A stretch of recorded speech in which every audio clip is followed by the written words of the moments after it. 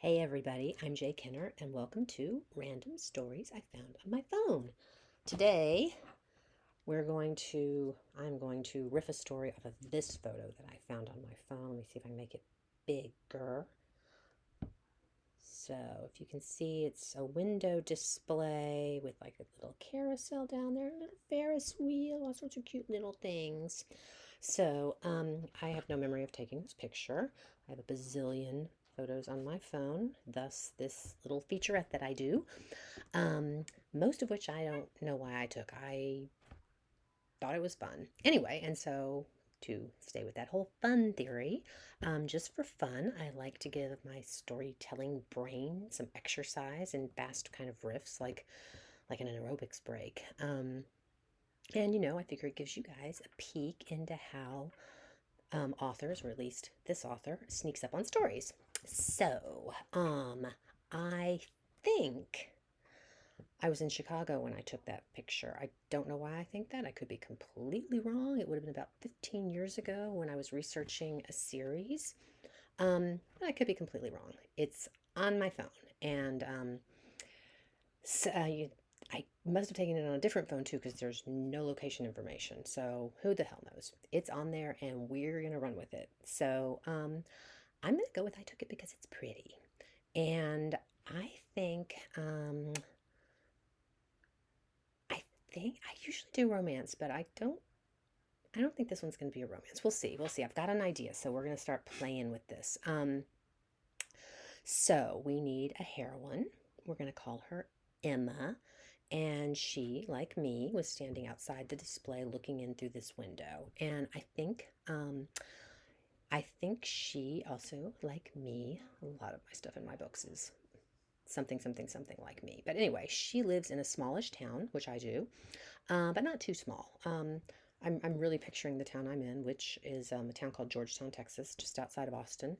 And it's a real old-fashioned looking city in that it actually has the old courthouse in the middle of literally a square of grass and sidewalks all around it. And then these streets, when we first moved here, had like antique stores and that are really more like junk shops, and then a coffee bar and the Chamber of Commerce and a few bars, a couple of little kitschy clothing stores. It's grown a lot since then, so that's changed. But that's the kind of town Emma lives in.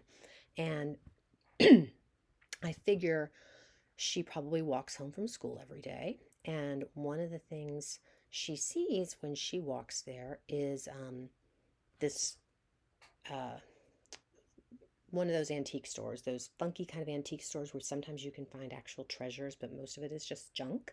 And this is that kind of a place. And it's got that window display. And so, whoever's in there at least knows enough to know that that's either pretty or worth something. So we put it in the window. Um, and I'm thinking,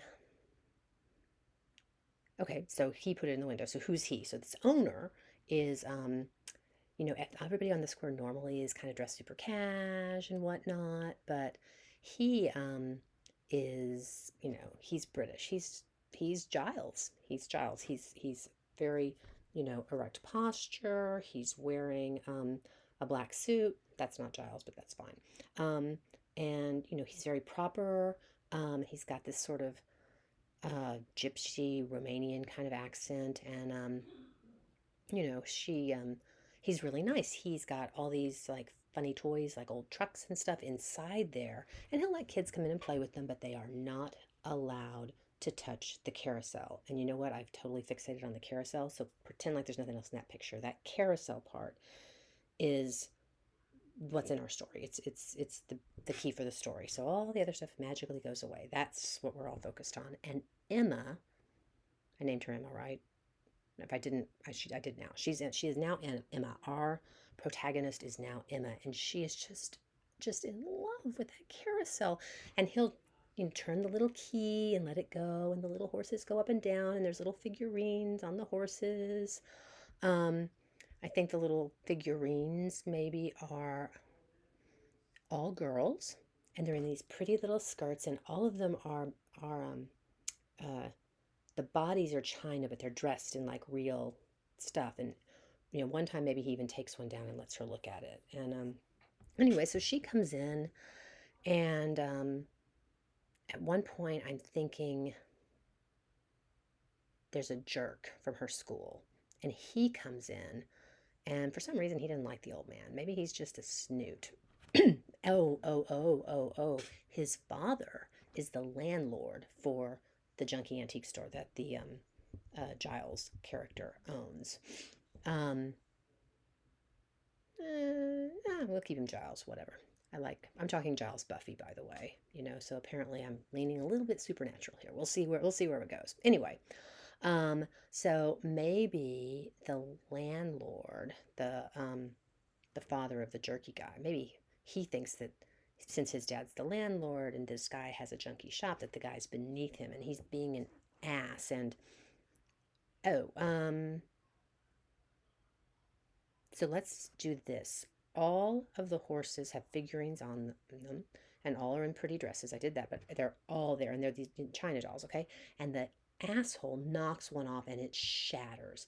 And Emma was in there at the time looking around, and she like feels the loss in her gut, and she's so angry, and she's says nothing when the owner actually shoves the boy. Do we name him? We'll call him Tony. Doesn't matter. Out the door. And the owner is just so angry. But about a week later, Emma realizes that Tony's not in school any. Okay. Yeah. Okay. Emma realizes that Tony isn't in school and hasn't been since that day when the owner shoved her away, which she thinks is weird, but she doesn't really care. And that's when the shopkeeper asks her if she would like a closer look at the little figurines. I'm not sure what to do with Tony here. Tony may be a loose end that I'm going to just have to cut and just have Emma be protective. That's it. What happened is he was going to do something gnarly to the carousel, and Emma smacks him and protects the carousel. And Tony leaves, and he's never seen for again. That's a stray we can just leave out there. Anyway, okay, still riffing.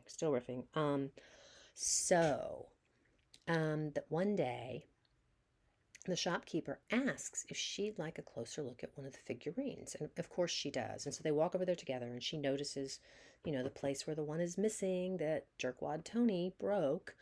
And he picks up the one right next to that one, and he holds it in his hand, and he's holding it up for her, and then he puts it in her palm, and she looks at it. It's so detailed.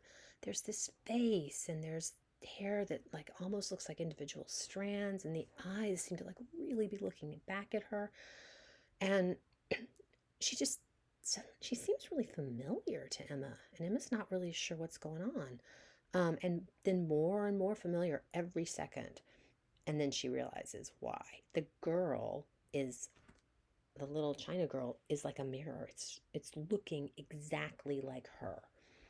And so Emma tries to drop it, but before she can, the little girl's eyes open and Emma falls. But she doesn't fall to the floor. She falls into the carousel. 1 second, she's like standing in the flower shop, and the next, she's sitting on one of those painted horses, and she's going up and she's going down, and she's going up and she's going down, and she looks around, and there are no empty horses anymore. They have all been filled up, and she screams and she tries to climb off, but she can't. Her hands won't let go, her legs won't move, and the horses just keep circling up and down and up and down. And across from her is another girl. And then she looks around, and they're all there. All of these girls with eyes that are seeing, all trapped. And there's tears running down their faces. And Emma screams and screams and screams, and no one hears. The carousel just keeps turning forever and ever. And every once in a while, a girl breaks, and the owner replaces her. Okay. So that's a story. And yeah, it's not a romance. And Tony, I'm not really sure what happened to Tony. I think the owner was just kind of pissed off at him and so went out and something with him. But poor Emma, who loved the carousel, loved it a little too much, and the wrong man knew, and now she's trapped. So, yeah, not a romance. Stephen King vibe. Ooh, I need to read some Stephen King. It's been a while. Anyway, I hope you guys enjoyed, and I hope you come back next week for another episode. And just in case you didn't see it before, here's another picture of that pretty carousel, which I'm assuming is not actually a haunted magical carousel, but you never know. So stay vigilant. Bye.